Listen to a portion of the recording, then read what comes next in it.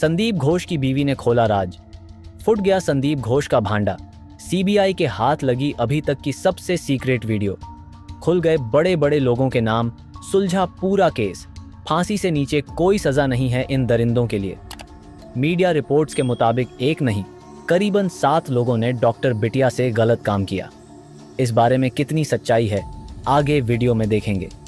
दोस्तों, कोलकाता केस में इस वक्त की सबसे बड़ी और हैरान कर देने वाली खबर सामने निकल कर आ रही है, जहां प्रिंसिपल संदीप घोष की बीवी ने एक ऐसा सनसनीखेज खुलासा किया है जिसके बाद पूरे केस ने नया मोड़ ले लिया है। जी हां दोस्तों, इस वक्त की सबसे बड़ी खबर आ रही है। आपको बता दें कि जब से संदीप घोष की बीवी ने यह खुलासा किया है, तब से सीबीआई ने एक बहुत बड़ा कदम उठा लिया। संदीप घोष की बीवी के खुलासे के बाद सीबीआई बहुत गुस्से में है और सीबीआई ने कहा है कि अब इस केस से संबंधित हमें जिन जिन लोगों पर शक है, उन पर हम सबूत इकट्ठा नहीं करेंगे, बल्कि सीधा गिरफ्तार करेंगे। दोस्तों, अभी जो खबर आ रही है, इसको सुनने के बाद आपके पैरों तले जमीन खिसक जाएगी। इस खबर को सुनकर सीबीआई के भी होश उड़ गए। संदीप घोष की बीवी ने जो बताया है, इसे सुनने के बाद हर एक शख्स का दिल दहल जाएगा। डॉक्टर बिटिया के पैरों को जब चीरा गया था, उसके हाथों को जब तोड़ा गया था और गले को जब दबाया गया था, तो इन सभी चीजों की ऐसी ऐसी एक एक डिटेल जानकारी आज आपको जानने को मिलेगी जो आपको पहले पता ही नहीं थी। दरअसल अभी जो खुलासा हुआ है, उसमें यह बात साफ हो गई है कि डॉक्टर बिटिया के साथ जो भी जघन्य अपराध हुए थे, वह जघन्य अपराध सेमिनार हॉल में नहीं हुआ था। चौंकिए मत, आपको बता दें कि बड़ी खबर आ रही है कि सेमिनार हॉल तो एक बहाना था। इस पूरे कांड पर सिर्फ पर्दा डालने का काम किया गया है। सेमिनार हॉल का सहारा लेकर जिस तरह से बताया जा रहा था कि डॉक्टर बिटिया की सारी चीजें, साथ ही साथ डॉक्टर बिटिया की डेड बॉडी को सेमिनार हॉल से ही बरामद किया गया था, असल में ऐसा कुछ नहीं था। और इसको लेकर के सीबीआई के हाथ एक बड़ा सबूत और सीसीटीवी फुटेज भी लग चुका है। जब आप देखेंगे और जब आप इस वीडियो में सुनेंगे, तो आपके भी पैरों तले जमीन खिसक जाएगी। सीबीआई ने कहा है, तभी तो हम 1 महीने से इस केस की जांच कर रहे हैं और हमारे हाथ कुछ लग नहीं रहा, क्योंकि जिस सीसीटीवी को हम खंगाल रहे हैं, दरअसल वह पूरी तरह से फेंक है। यही नहीं, उन्होंने यह भी बताया कि जिस सीसीटीवी की तलाश हमें 1 महीने से थी, वह दरअसल किसी और की नहीं, बल्कि प्रिंसिपल संदीप घोष के ऑफिस के अंदर से मिला है। और इतने बड़े सबूत को सबके सामने लाने में सबसे बड़ा हाथ संदीप घोष की बीवी का है। अगर वह इतने बड़े सबूत को छुपा लेती, तो डॉक्टर बिटिया के केस में इतना बड़ा खुलासा नहीं हो पाता। दरअसल प्रिंसिपल की बीवी ने जो खुलासा किया है और सीसीटीवी फुटेज का जो क्लिप सीबीआई के हाथ सौंपा है, उसे देखने के बाद पूरा केस सुलझ चुका है और शीशे की तरह साफ हो गया है कि कितने लोग इस केस में मौजूद थे, सच में कोई और था या नहीं, और कैसे डॉक्टर बिटिया के साथ जघन्य अपराध करने के बाद उसे सेमिनार हॉल के अंदर भी पहुंचाया गया, और कैसे सेमिनार हॉल के अंदर पूरा सीन क्रिएट किया गया, और आखिर कैसे यह संजय रॉय जैसा एक अलग से व्यक्ति हमारे सामने परोसा गया। इसकी पूरी जानकारी आज सीबीआई ने निकाल ली है। दोस्तों, कोलकाता डॉक्टर केस में अभी अभी सीबीआई को ऐसे वीडियो और ऐसे सबूत मिले हैं जिसने इस केस की सच्चाई को पूरी तरह से खोलकर रख दिया है। हम आपको विस्तार से बताएंगे कि आखिरकार सीबीआई इस केस में अब तक कहां तक पहुंची है और संदीप घोष की बीवी ने क्या कुछ कहा है। उसने सीबीआई को कौन से सबूत दिए, यह भी आपको इसी वीडियो में जानने को मिलेगा। लेकिन वीडियो में आगे बढ़ने से पहले आपसे एक ही रिक्वेस्ट है कि अगर आप भी इस डॉक्टर बिटिया को इंसाफ दिलाना चाहते हैं, तो वीडियो को बिना स्किप किए अंत तक जरूर देखें। डॉक्टर बिटिया के लिए, उस बेचारी बिटिया के न्याय के लिए कमेंट बॉक्स में justice for Kolkata female doctor जरूर लिख दें। दोस्तों, हम और हमारी पूरी टीम इस डॉक्टर बिटिया को इंसाफ दिलाने की लगातार कोशिश कर रही है, इसलिए आप हमारा हौसला बढ़ाने के लिए चैनल को सब्सक्राइब कर लीजिएगा। दोस्तों, संदीप घोष की बीवी ने कहा है कि आखिर एक औरत दूसरे औरत का दर्द नहीं समझेगी तो कौन समझेगा। दूसरी ओर संदीप घोष खुद अपनी बीवी के साथ सही बर्ताव नहीं करता था। दरअसल एक मीडिया रिपोर्ट से पता चला था कि जब मीडिया ने उसके पड़ोसी से बातचीत की, संदीप घोष के बारे में पूछताछ की, तो पता चला कि एक बार संदीप घोष की बीवी प्रेग्नेंट थी। दर्द से वह चिल्ला रही थी। तभी संदीप घोष को गुस्सा आया और उसने अपनी बीवी के पेट पर लात मार दिया था, जिससे उसकी बीवी को ब्लीडिंग होने लगी थी। तब भी संदीप घोष का दिल पसीजा नहीं और उसकी बीवी वहीं चिल्लाती रही। जब पड़ोसियों ने सुना तो वह उसे अस्पताल ले गए थे। दोस्तों, इतना निर्दय है यह संदीप घोष। इसीलिए संदीप घोष के अत्याचार से उसकी बीवी भी उब चुकी थी। तभी तो संदीप घोष की बीवी ने सोचा कि आज अगर मैंने संदीप घोष के काले करतूतों के बारे में सीबीआई को नहीं बताया तो हमारी अंतरात्मा हमें हमेशा कोसती रहेगी। और आज संदीप घोष की बीवी के इन्हीं बयानों के कारण लगभग 20 लोग सलाखों के पीछे जाने वाले हैं। तो चलिए जानते हैं इस वीडियो में कि आखिर पूरा माजरा क्या है। संदीप घोष की बीवी ने कौन सा सीसीटीवी फुटेज दिया है और उस सीसीटीवी फुटेज के अंदर किन लोगों की पहचान की गई है। साथ ही साथ यह भी जानेंगे कि सीबीआई किन 20 लोगों को गिरफ्तार करने के लिए निकल चुकी है। और यही नहीं, आखिर संजय रॉय की जो कहानी थी वह कितनी सच और कितनी झूठ थी।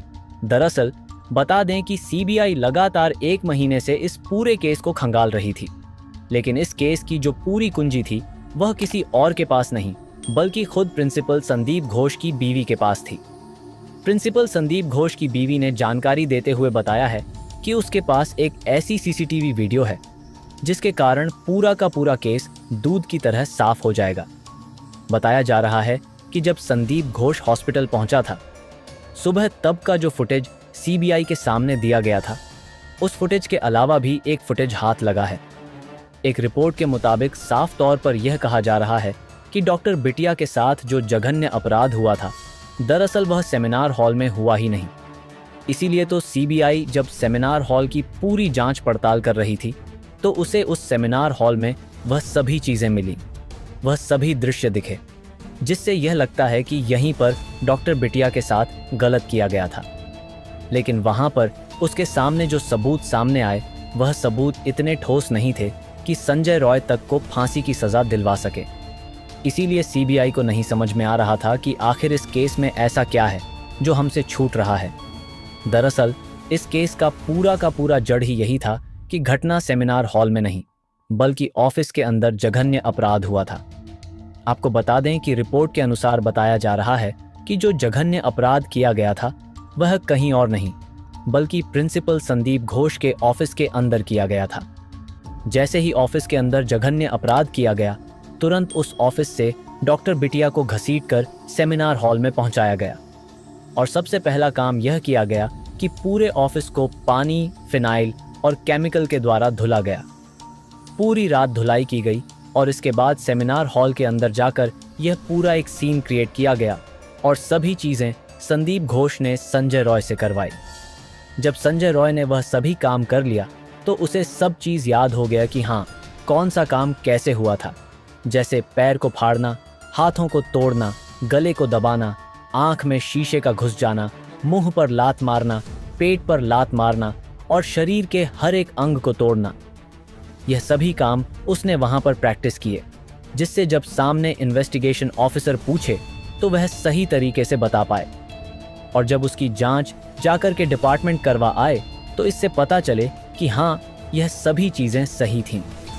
आखिर तभी तो आप सोचिए कि जब सीबीआई संजय राय का पॉलीग्राफ टेस्ट ले रही थी तो संजय राय बिना घबराए हुए सीबीआई को जवाब दे रहा था। उसके इस तरह के जवाब देने के हाव भाव को देखकर सीबीआई खुद दंग हो गई थी कि संदीप घोष झूठ बोल रहा है या सच बोल रहा है। पूरी पॉलीग्राफ मशीन संजय राय के हाव भाव को नहीं पकड़ पा रही थी।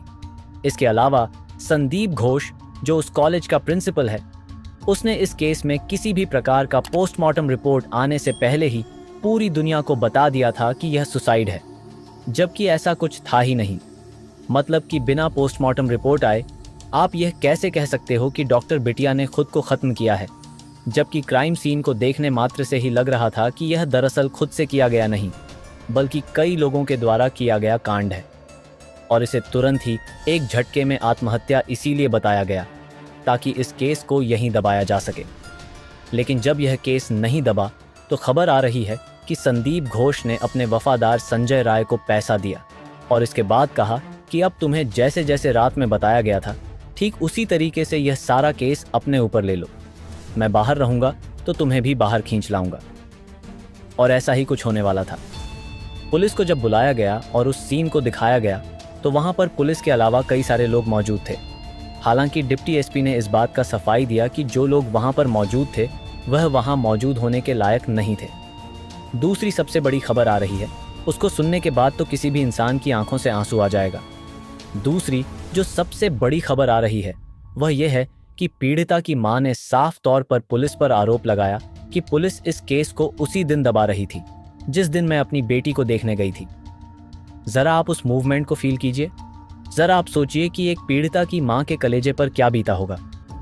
जब वह वहां पर गई तो सबसे पहले उसे झूठ बोलकर बुलाया गया, फोन में कुछ और बोला गया और वहां हुआ कुछ और था। जब वह वहां पर पहुंची तो उसकी बेटी से उसे 3 घंटे तक नहीं मिलने दिया गया। हम जब जाते हैं वहां हमको 3 घंटे खड़े रखा।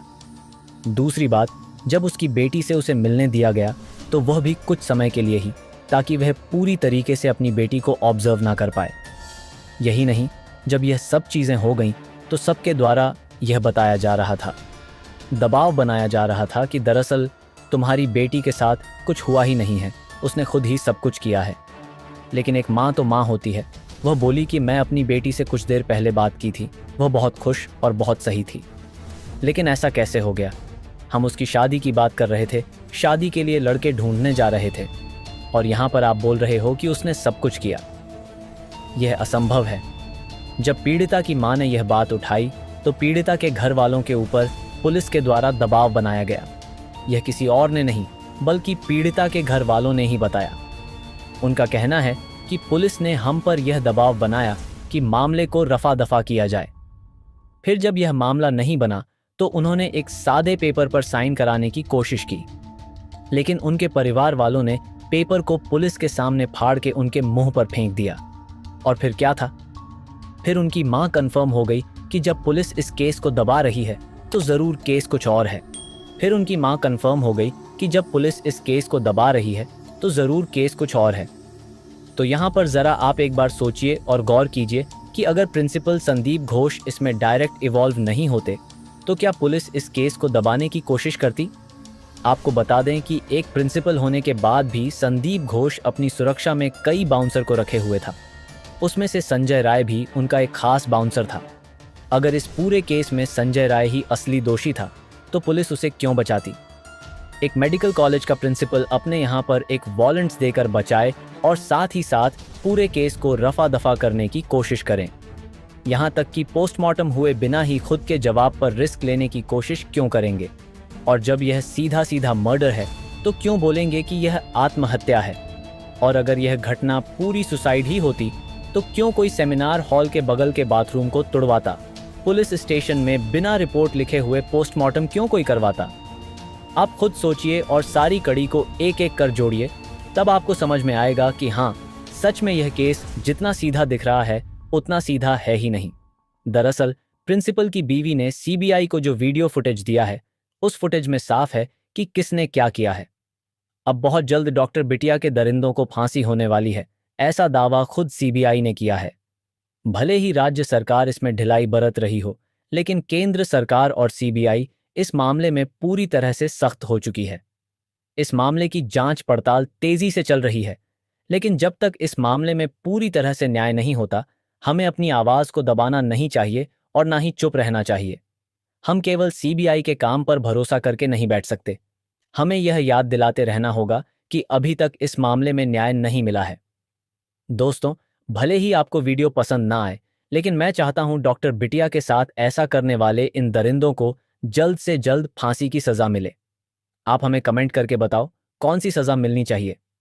आप भी चाहते हैं कि इन्हें जल्द से जल्द फांसी हो, तो जो भी यह वीडियो देख रहा है और उसमें इंसानियत है तो नीचे लिखो वी वांट जस्टिस।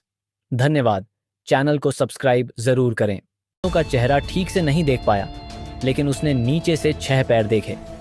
उसने यह भी सुना कि उनमें से एक कह रहा था, कुछ नहीं होगा, मेरी पहुंच बहुत ऊपर तक है। इससे यह साफ जाहिर होता है कि इस केस में कोई मामूली व्यक्ति नहीं बल्कि बहुत बड़े बड़े लोग शामिल हैं। संजय रॉय, जो इस केस का एक अहम आरोपी है, ने पहले अपने ऊपर आरोप ले लिया था, जो कि पैसों के लिए किया गया था।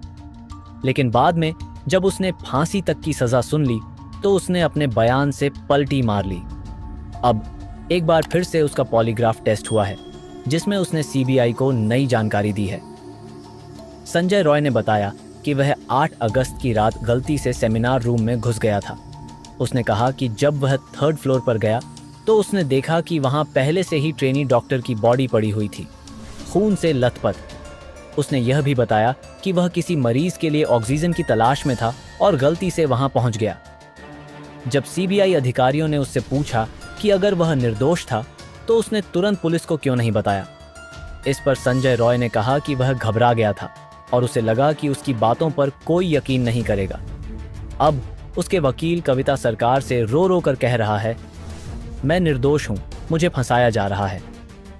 दोस्तों, सीबीआई को अब तक के सारे सबूत संजय रॉय की ओर ही इशारा कर रहे हैं, लेकिन फिर भी वह अपने बयानों से पूरे केस को उलझा रहा है। बताया जा रहा है कि संजय रॉय का केस लड़ने के लिए कोई भी वकील तैयार नहीं था। इसके बाद सियालदह कोर्ट ने कविता सरकार को उनका वकील नियुक्त किया। पश्चिम बंगाल डॉक्टर्स फोरम के सलाहकार डॉ. कौशिक लाहिरी ने भी कहा है कि आरजी करण अस्पताल में रेप और हत्या की शिकार पीड़िता बहुत कुछ जानती थी और उसे चुप करा दिया गया। कई युवा और वरिष्ठ डॉक्टर भी इसी तरह के अपराधों का शिकार हुए हैं जिन्हें चुप करा दिया गया। यह चुप्पी भी हिंसा है। दोस्तों, हमें डॉक्टर बिटिया के लिए इंसाफ चाहिए। इस केस में शामिल दरिंदों को फांसी की सजा होनी चाहिए। अगर आप भी चाहते हैं कि इन दोषियों को जल्द से जल्द फांसी दी जाए तो नीचे लिखिए फांसी की सजा और इस वीडियो को लाइक करें ताकि डॉक्टर बिटिया को न्याय मिल सके। अब हम आगे बढ़ते हैं अपनी वीडियो में। उम्मीद है आपने कमेंट कर दिया होगा। दोस्तों, इस केस की गहराई में जितना जाते हैं उतनी ही नई नई बातें सामने आ रही हैं। हर रोज कोई ना कोई नया खुलासा होता है जो इस केस को और भी उलझा देता है। जो लोग अब तक पर्दे के पीछे थे उनके चेहरे पर से नकाब उतरते जा रहे हैं, लेकिन अभी भी इस केस में बहुत से सवाल अनुत्तरित हैं जिनका जवाब मिलना बाकी है। एक ओर संजय रॉय और संदीप घोष के बयानों में बार बार बदलती बातें सीबीआई को भ्रमित कर रही हैं, तो दूसरी ओर पश्चिम बंगाल डॉक्टर्स फोरम के सलाहकार डॉ. कौशिक लाहिरी का बयान एक नई दिशा की ओर इशारा कर रहा है। उनका कहना है कि यह कोई अकेला मामला नहीं है। कई युवा और वरिष्ठ डॉक्टर भी इसी तरह के अपराधों का शिकार हो चुके हैं। यह एक ऐसी साजिश है जिसे बड़े स्तर पर रचा गया है ताकि सच सामने न आ सके। अब तक यह केस केवल एक रेप और हत्या के मामले के रूप में सामने आया था, लेकिन जैसे जैसे जांच आगे बढ़ रही है यह मामला एक बड़े आपराधिक षड्यंत्र की ओर इशारा कर रहा है। आरजी करण मेडिकल हॉस्पिटल के अंदर न सिर्फ डॉक्टर बिटिया की हत्या हुई बल्कि वहां कई अन्य गैरकानूनी गतिविधियां भी हो रही थीं। पोर्न वीडियो रिकॉर्डिंग, अंग तस्करी और ड्रग्स स्मगलिंग जैसी गंभीर अपराधों के तार भी इस अस्पताल से जुड़े हुए हैं। ये सब कुछ देखकर लगता है कि डॉक्टर बिटिया को इसलिए मार दिया गया क्योंकि वह इन गंदे कामों की पोल खोलने वाली थी। इस बात की पुष्टि होती है कि डॉक्टर बिटिया के पास इन आपराधिक गतिविधियों के पुख्ता सबूत थे। शायद इसी वजह से उसे हमेशा के लिए रास्ते से हटा दिया गया। उसके पोस्टमार्टम को तुरंत निपटाने की कोशिश, हत्या के सबूत मिटाने के लिए अस्पताल में तोड़फोड़ करना और पूरे मामले को दबाने की हर संभव कोशिश यह दिखाती है कि असली अपराधी किसी भी कीमत पर पकड़े नहीं जाना चाहते थे, लेकिन एक गवाह के आने से उनके सारे मंसूबों पर पानी फिर गया है। अब सवाल यह है कि क्या यह गवाह ही इस मामले को हल करने के लिए पर्याप्त होगा? क्या सीबीआई इस गवाह की गवाही पर पूरी तरह से भरोसा कर सकती है? इस मामले में गवाह की सुरक्षा भी एक बड़ी चुनौती है। अभी भी कई बड़ी हस्तियां हैं जो इस मामले को दबाने की कोशिश कर रही हैं। इसके अलावा संजय रॉय और संदीप घोष जैसे लोग जो अपने बयानों में बार बार पलट रहे हैं, उनका असली मकसद क्या है? क्या वे सच में इस अपराध में शामिल हैं या किसी बड़े षड्यंत्र का हिस्सा हैं, या फिर वे किसी के हाथों की कठपुतली बने हुए हैं?